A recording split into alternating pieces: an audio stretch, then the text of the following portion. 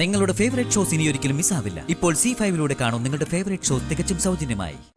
ഞാൻ ഇങ്ങനെയൊക്കെ ആവാനും ഇങ്ങനെയൊക്കെ പറയാനും ഞാനിപ്പോ കെട്ടിപ്പിടിച്ചിരിക്കുന്ന ആള് അവന്തിക അല്ലാതാവണം.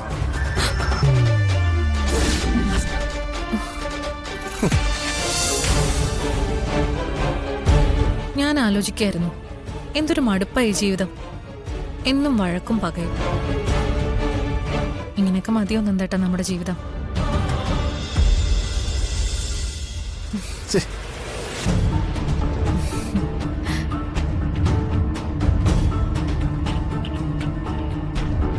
ഇതിലൊന്നും ഒരു കാര്യമില്ലെന്ന് എനിക്ക് മനസ്സിലായി. നന്ദേട്ടനോടൊത്തുള്ളൊരു നല്ല ജീവിതം, നമുക്കൊരു കുഞ്ഞ്, അതൊക്കെ ഞാനും ആഗ്രഹിച്ചു തുടങ്ങി. നന്ദേട്ടൻ എന്നെ വിവാഹം കഴിച്ചു കൊണ്ടുവന്നപ്പോൾ നന്ദേട്ടൻ്റെ മനസ്സിലുള്ള സ്നേഹം ഇപ്പോഴും എന്നോടുണ്ടെന്ന് എനിക്കറിയാം. ഇല്ലെന്ന് നന്ദേട്ടന് പറയാൻ പറ്റുമോ?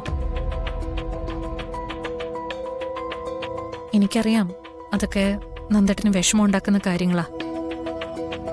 നന്ദേട്ടൻ്റെ സ്വപ്നങ്ങളൊക്കെ ഒരു നിമിഷം കൊണ്ട് തകർത്തവളായി ഞാൻ. അതിനുള്ള ശിക്ഷയൊക്കെ ഞാൻ അനുഭവിക്കുന്നുണ്ട്. അതിൻ്റെ ഏറ്റവും വലിയ ശിക്ഷയാ നമുക്ക് നഷ്ടമായ നമ്മുടെ കുഞ്ഞ്.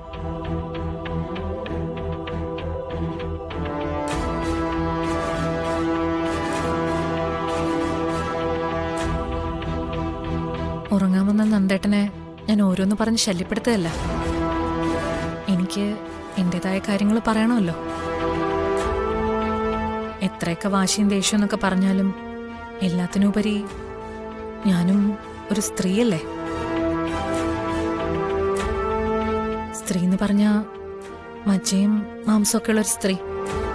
അപ്പോ ഏതൊരു സ്ത്രീയും ആഗ്രഹിക്കുന്ന എല്ലാ സ്നേഹവും പരിഗണനയൊക്കെ ഞാനും ആഗ്രഹിക്കുന്നതിൽ എന്നെ തെറ്റു പറയാൻ പറ്റുമോ? നന്ദേട്ടന്റെ കാര്യം അങ്ങനെ തന്നെ. ദേഷ്യവും വാശിയൊക്കെ മാറ്റിവെക്കുമ്പോ നല്ല പച്ചയായ മനുഷ്യരാ നമ്മൾ രണ്ടുപേരും. ഈ മുറിയിൽ നമ്മുടെ കലഹങ്ങൾക്കും പിണക്കങ്ങൾക്കും ഒന്നും ഒരു സ്ഥാനവുമില്ല. മറ്റു കാര്യങ്ങളെല്ലാം ഞാൻ ദാ ഇവിടെ വെച്ച് മറക്കാൻ ശ്രമിക്കുക. ഒന്നിച്ച് ആഘോഷിക്കേണ്ടിയിരുന്ന ഇതുപോലുള്ള പല രാത്രികളും വഴക്കിട്ടും തമ്മിൽ തല്ലിയും കരഞ്ഞും നമ്മൾ തീർത്തു. ഇനി മുതല് അതൊന്നും വേണ്ട. നല്ല പ്രായത്തിൽ തന്നെ നമുക്ക് നല്ലപോലെ ജീവിക്കാം. നന്ദേട്ടന്റെ അവന്തികയുടെ ദാമ്പത്യം ഒരിക്കലും ഒരു പരാജയമാവാൻ പാടില്ല. ഇത്രയും കാലത്തെ എല്ലാ വിദ്വേഷങ്ങളും ഇനി തൊട്ടുള്ള നമ്മുടെ പരസ്പര സ്നേഹത്തിനും വിശ്വാസത്തിനും മാറ്റാൻ കഴിയുമെന്ന് എനിക്ക് വിശ്വാസമുണ്ട്. ഇത് നമുക്ക് വേണ്ടി ഈശ്വരൻ തീരുമാനിച്ച രാത്രിയാ. നന്ദനും അവന്തികയും ഒന്നിക്കുന്ന രാത്രി.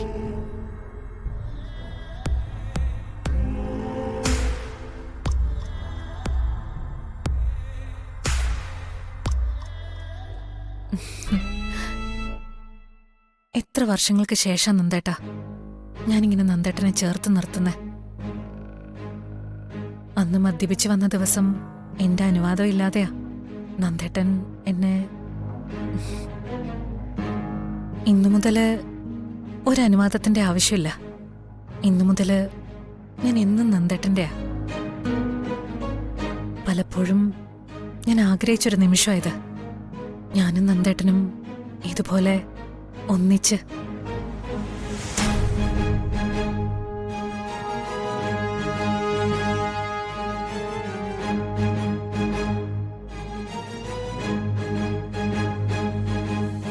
നീ നേരത്തെ പറഞ്ഞ പോലെ എനിക്ക് നിന്നോട് ഇപ്പോഴും സ്നേഹമുണ്ട്.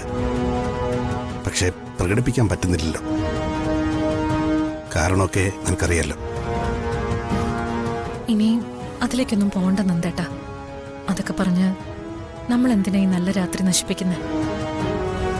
പലപ്പോഴും ഞാൻ ആഗ്രഹിച്ചിട്ടുണ്ട് നീ സ്വയം മാറി എൻ്റെ അടുത്തേക്ക് വരുന്നതിനെ കുറിച്ച്.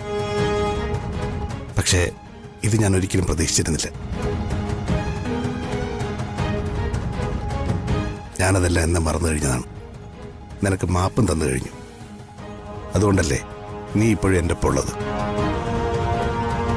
വൈകിയാണെങ്കിലും നിന്റെ ഈ തിരിച്ചറിവ് ഒരു ഭർത്താവെന്ന നിലയിൽ എന്നെ വല്ലാതെ സന്തോഷിപ്പിക്കുന്നുണ്ട്.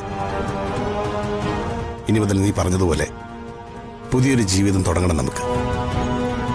നീ ഞാനും പിന്നെ നമ്മുടെ കുഞ്ഞുങ്ങളും. ഇങ്ങനൊരു ഭർത്താവിനെ തന്നെയാണോ നീ ആഗ്രഹിച്ചതെന്നും എനിക്കറിയത്തില്ല. പക്ഷേ നിന്നെ എനിക്ക് ഭയങ്കര ഇഷ്ടമാണ് അവന്തിക. എനിക്കറിയാത്. പലപ്പോഴും എനിക്കത് മനസ്സിലായിട്ടുമുണ്ട്. നന്ദേട്ടന് ഒരു സംശയവും വേണ്ട. ഇങ്ങനൊരു ഭർത്താവിനെ തന്നെയാ ഞാൻ ആഗ്രഹിച്ചത്. ഞാൻ ഇങ്ങനെയൊക്കെ ആവാനും ഇങ്ങനെയൊക്കെ പറയാനും ഞാനിപ്പോ കെട്ടിപ്പിടിച്ചിരിക്കുന്ന ആള് അവന്തിക അല്ലാതാവണം.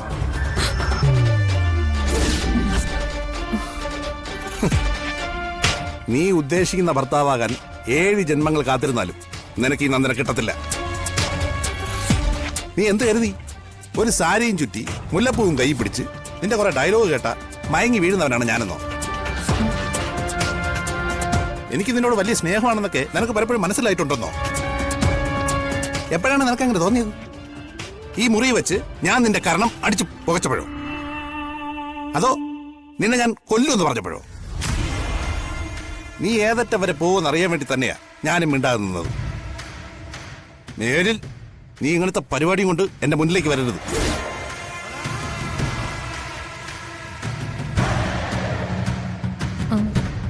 നന്ദേട്ടന് ആഗ്രഹമില്ലേ നല്ലൊരു കുടുംബജീവിതം വേണമെന്ന്?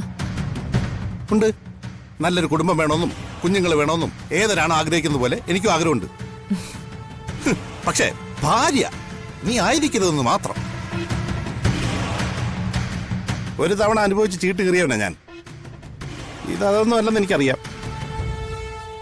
സന്ധ്യ എന്നോട് എന്താ പറഞ്ഞതെന്നും എന്തിനാണ് ധനുഷിനെ ജാമ്യത്തിൽ ഇറക്കാൻ പോകുന്നതെന്നും നിനക്കറിയണം. അതിനുവേണ്ടി കെട്ടിയ പ്രച്ഛന്ന വേഷമല്ലേ ഇത്?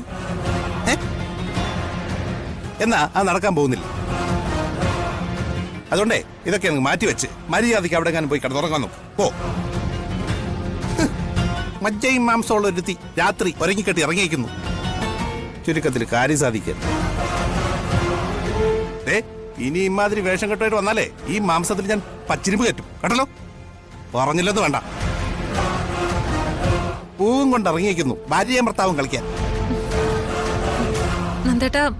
നന്ദേട്ടൻ എന്നെ തെറ്റിദ്ധരിച്ചിരിക്കുക ആണോ? ഞാൻ ഇത്രയും തെറ്റിദ്ധരിച്ച സ്ഥിതിക്ക് നീ ഇനി ഇപ്പൊ എവിടെ കിടക്കണ്ട കേട്ടാ. നിനക്ക് പറ്റിയ സ്ഥലം ദേ അതാണ്. സ്വഭാവത്തിനും കിടക്കുന്ന സ്ഥലത്തിനും ഒരേ പേര് കിട്ടുക എന്നുള്ളത് അതൊരു മഹാഭാഗ്യമാണ്. ചെല്ലേ അവിടെ പോയി കട. പോ. പൂവും കൊണ്ട് നടക്കുന്നു അവളുടെ ഒരു പൂ.